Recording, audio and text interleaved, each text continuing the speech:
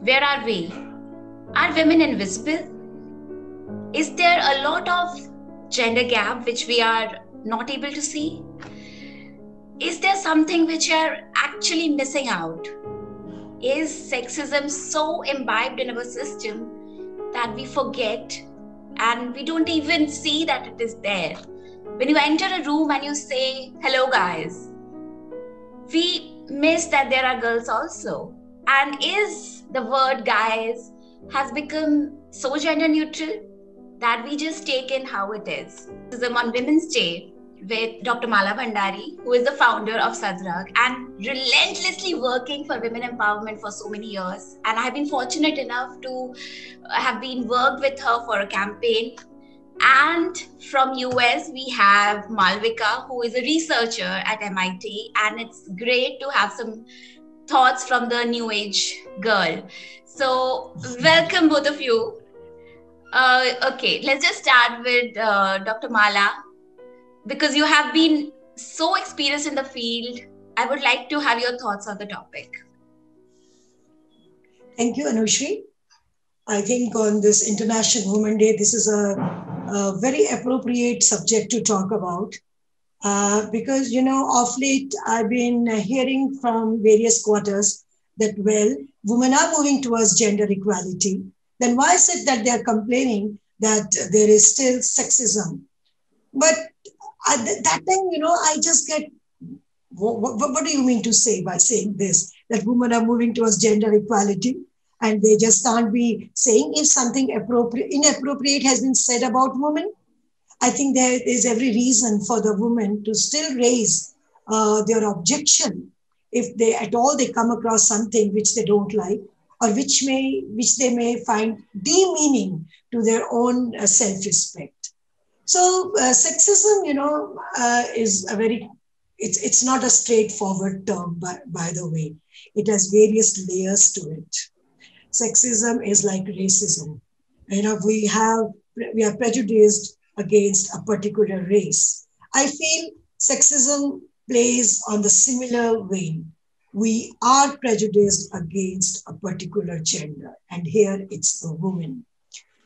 Because of their role, because of the responsibilities which have been given to women, they're always called as individuals with a very, very limited sphere of existence. Whether it is their profession, whether it is their career, whether it is their home life, whether it is their family or marriage. So in every aspect of a woman's life, we see that there is some or the other kind of sexism which has crept in. And sexism is nothing new, by the way. It has been there. Because ever since patriarchy has been in existence, ever since, since then, sexism has been there. Patriarchy has always been there, like from the very beginning. Patriarchy has always been there. Yeah. Absolutely. Very rightly said, Anushri. So how could a woman's life be devoid of sexism? It exactly. Is as straight as that. So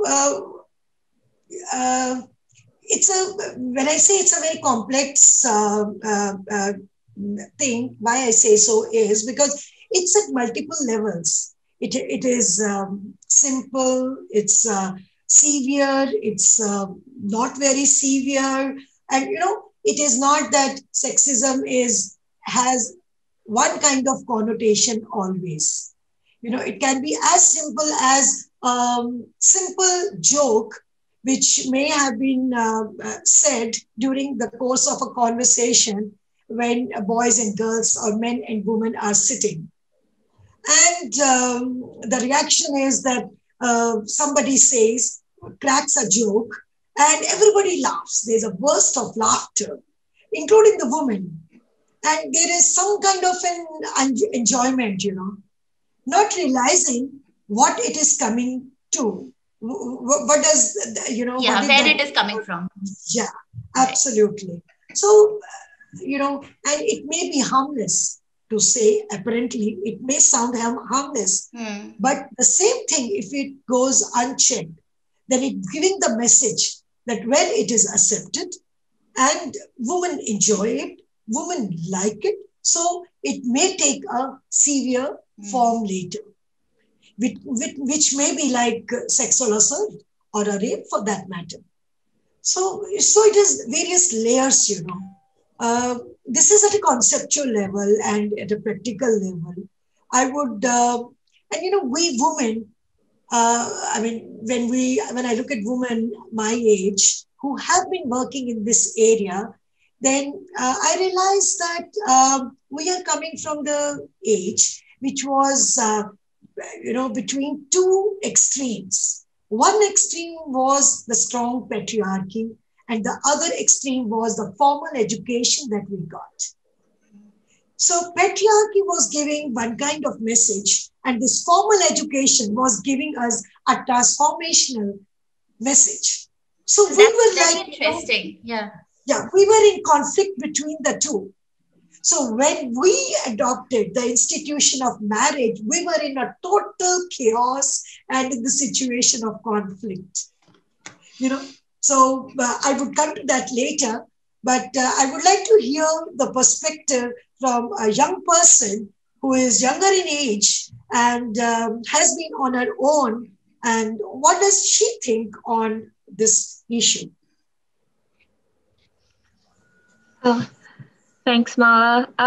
So yeah, the point that you raised about how formal education and the patriarchy, fortunately enough for us, there were women like you before us who had to deal with the two extremes, and they had to choose between what life they had to lead, and then they had to forego certain parts of their life because of the life that they wanted to lead, right? Fortunately for us, actually not for us, for me, I'm not going to put any generalizations here. It's for me, because I had a mother who had gone through the same thing. She I had the liberty and freedom to choose what I wanted to do, to choose how I wanted to live my life. And so the things that maybe you have gone through, I will never understand. And certainly it's vice versa for you and me as well. But yeah, like with the whole context of casual sexism, a certain part of me, because I've just entered the workforce and now I am starting to think of my career and where I'm going to go from here. I just graduated college last year. And it just like, there are a lot of, when I was told about this talk, I was reading about something that really caught my attention. And it was the article about Silicon Valley tech heads who like Apple and Google and everything. They not recently, this is not recent, but it came across me recently, that they have benefits for women to freeze their eggs so that they can potentially forego having kids at a certain point, and then through IVF and egg freezing, they can have kids later. On a surface level, it sounds great. Like, oh, cool, you get to, work during your prime years and you get to have your career, and then you can have the kids later. But underneath that is something that doesn't sit right with me, because very simply put, it's like they're telling me that I can't have a kid and a career, basically. Like, I have to forego one thing in order to have the other. So either you have a kid or you get the promotion. I either get repeated or I have a kid. And ironically, that is not the same with men. Exactly. They don't have to go through any of that. Yeah. Exactly. Like, no one tells them, oh, you're 30, you should have a kid. You shouldn't aim for that promotion. It's more lauded. Oh, you're having a kid, you should work more so you can provide.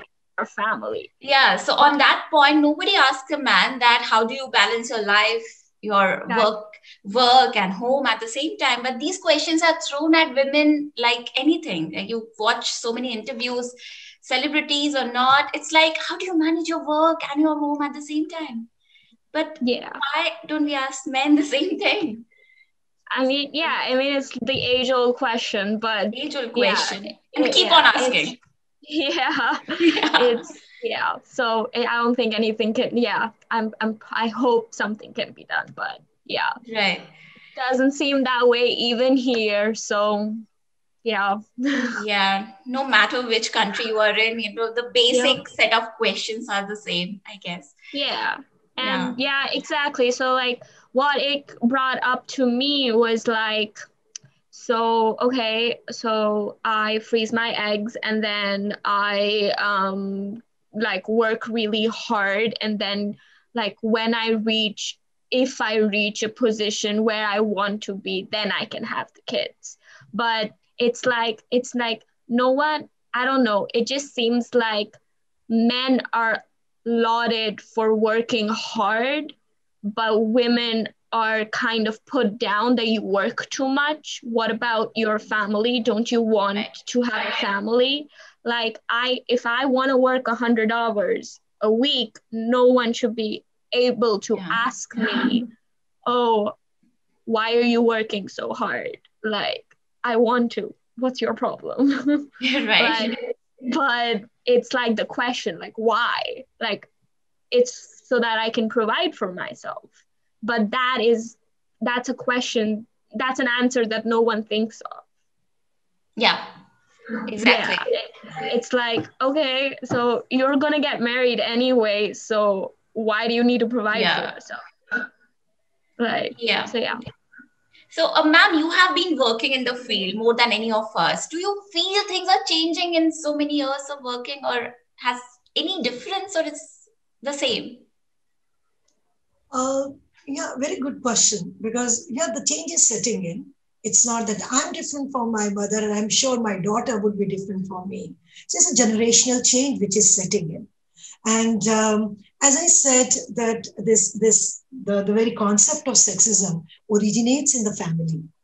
What happens is when the child opens his or her eyes, he or she is surrounded, with people who shape his personality, who shape his behavior, who teaches, the child how to talk, how to act, how to behave, and what to be later. So it's the family which is very, very important here.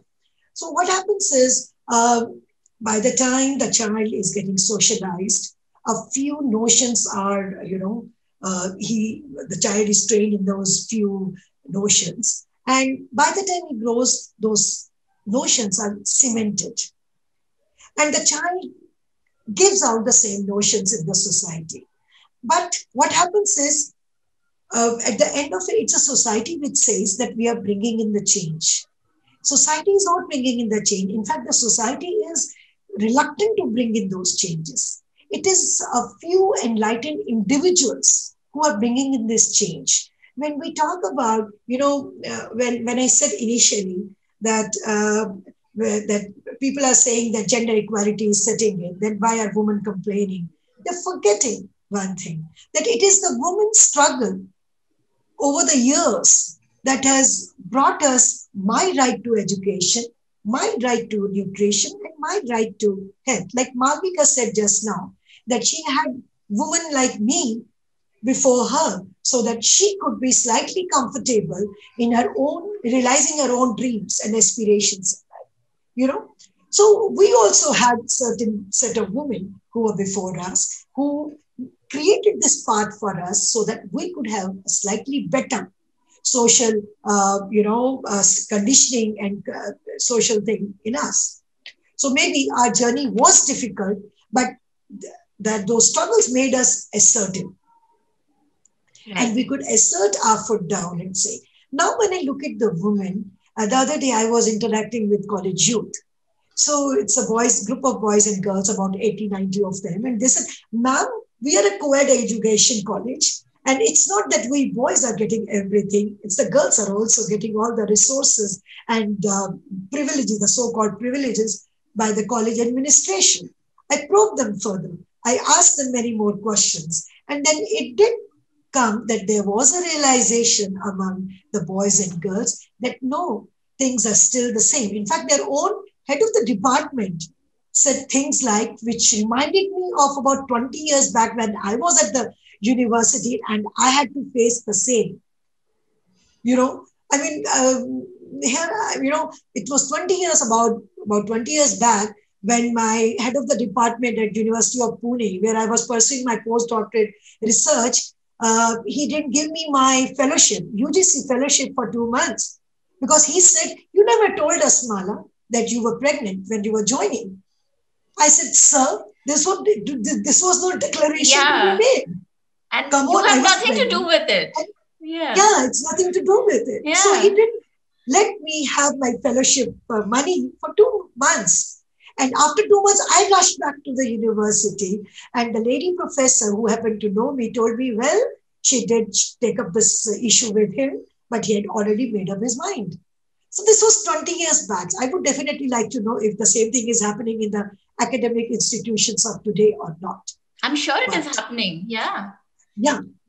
But at the same time, I am pretty positive in my outlook to women because I do hear urban girls especially putting their foot down and setting boundaries, and standing up to ask if at all there is a joke in the crowd and people are laughing.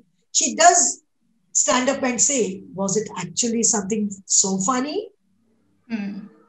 So that thing is there. So they are raising the voice. In our times, maybe that voice was very, very implicit. It could not be expressed. Now it's getting expressed. Even we are working with the adolescent youth in government schools. Even I see the change here. The government schools in peri-urban spaces, not in rural spaces. In peri-urban and urban spaces, when we interact with these girls, they know what they want. So they know what they're looking for. And they would not tolerate any kind of nonsense. But when we look at the statistics at the same time, they're alarming. You look at child marriage statistics. During COVID, you look at the domestic violence cases. You look at sexual harassment at workplace cases. So there's hardly any change in the statistics. And for me, even if one woman is getting affected by the casual sexism, the so-called casual sexism, it still exists. And the form may be changing, but it still exists. The change which is coming in is at a very slow pace. And it is not uniform across all the categories and all the levels of, women's existence. That's the thing. Yeah.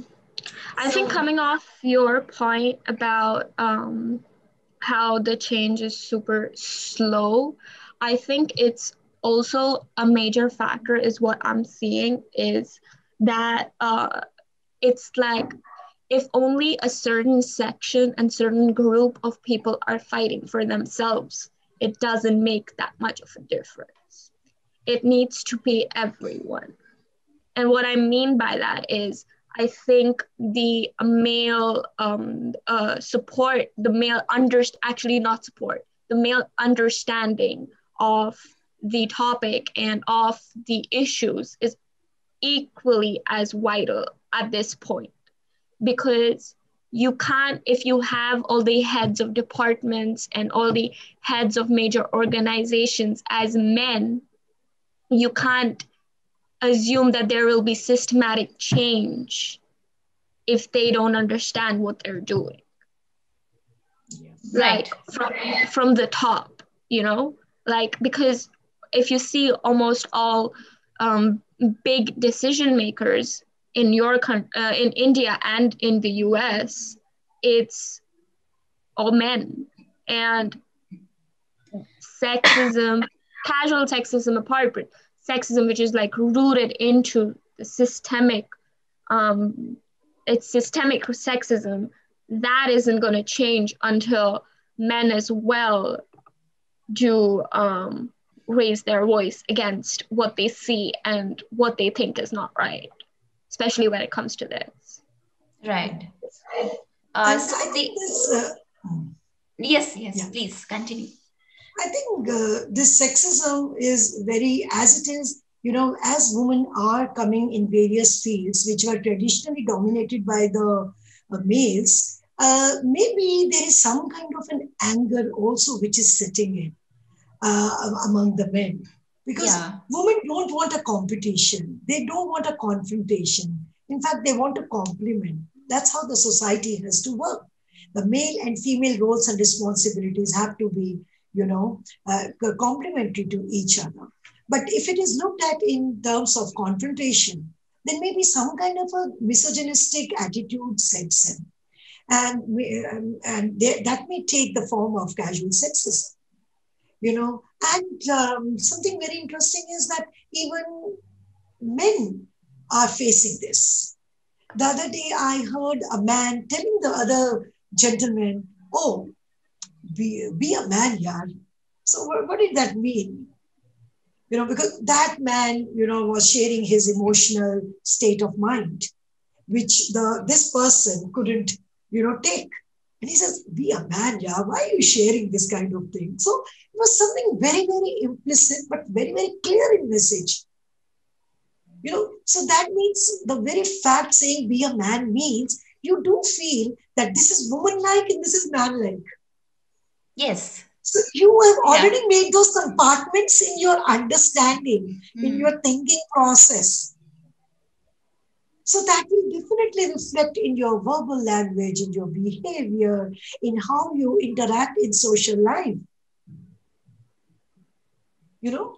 So that's how I would, look at it. And the approach should be the brain is gender neutral. Like, why do we have to tell our brains that you're a female or a male? You can just act like a person, like an individual, without realizing that how your brain is working. Should I be acting like a male or a female? It should be a neutral approach. Or a transgender approach. Like, why are we dividing, compartmentalizing things on the basis of gender? The other day I was reading this book, The Invisible Woman, where the author says that we have designed our world from a man's perspective. For giving you a simple example, the cars that we have today are designed how a man should be driving it. So when the dummy is supposed to do the test, a man's body is put on the driver's seat, and then they do the test, and hence there are like 40% more accidents happening to women, because the cars are not well equipped that the woman driver is driving it. So that's a very small example, but I'm sure there are like lots of examples where everything is designed from a man's perspective, and they consider only a man's body to be doing the activity. So it comes to exclusion of women, from various fields. Yes. Yeah.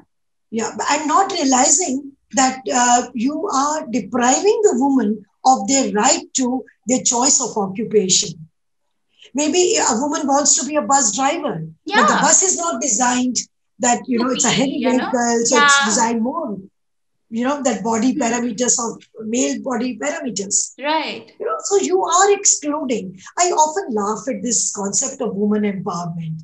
I always say, I always tell people, come on, you deprive the woman of education, health, and opportunity to work, and then you want to empower them. You give them their basic rights, they're empowered. Yeah. I mean, that's how I tell them.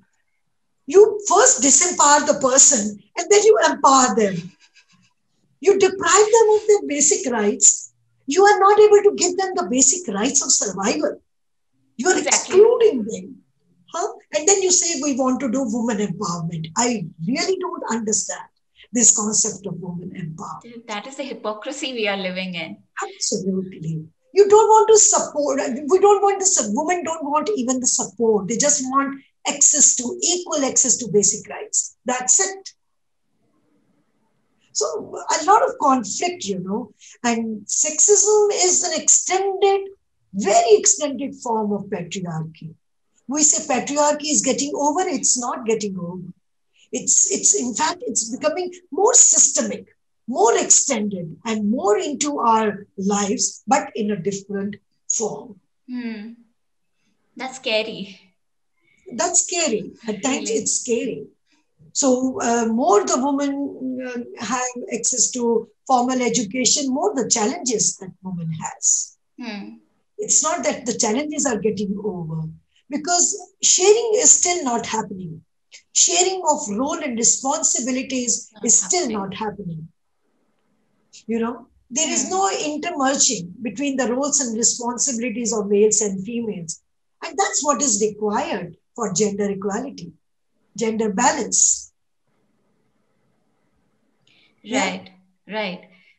So coming to you, Malvika, do you feel that people around you of your age, you feel any kind of, prominent discrimination in the way they talk and the conversations you have with your friends?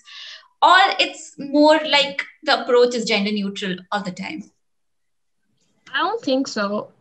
Actually, it's different when you're in college because everyone's working towards getting your degree.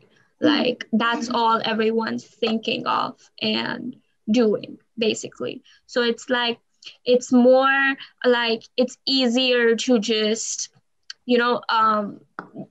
it's just easier to have a gender neutral stance on things for guys and girls, all of them, everyone. It's just easier because there's no like responsibility that you have to divide or anything. It's everyone's working towards there. Coming to the workplace, and then at this age, everyone's getting into relationships and, like starting to build their life with a significant other, for example. And one very interesting thing is one of my friends, her boyfriend just told her that, oh, if in the future I'm working 100 hours a week, I expect you to do a 9-to-5 job and do the cooking. And this is a 25-year-old guy talking to a 23-year-old girl. And for him, it makes sense because she's getting a great deal because she still gets to work and she doesn't have to work that much. She just has to work 40 hours a week. He does all the work and then she gets to have a really good life. In his mind, it's great.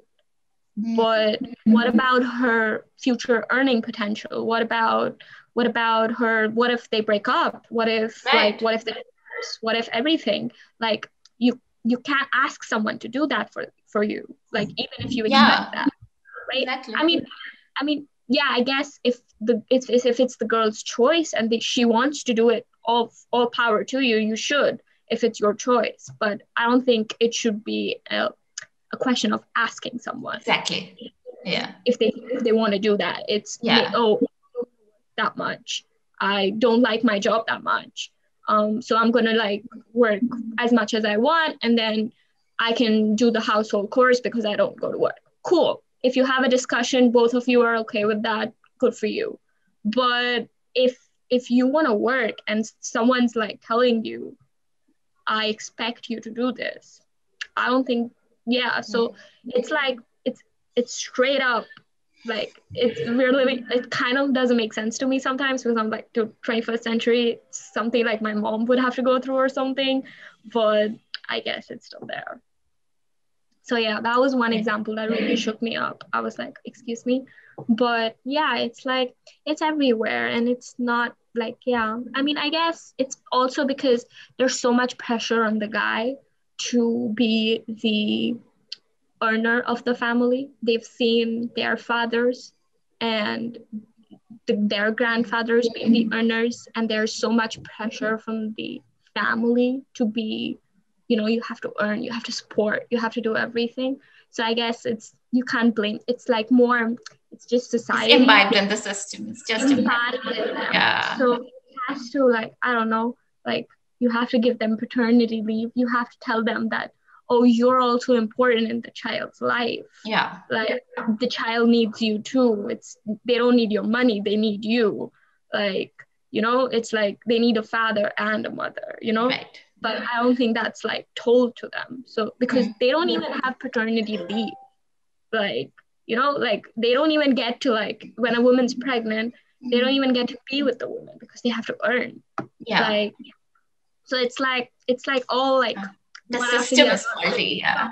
It's just the system's rigged. So, ma'am, we have discussed the problem. Could you please just tell us in a few words some kind of solution with your experience?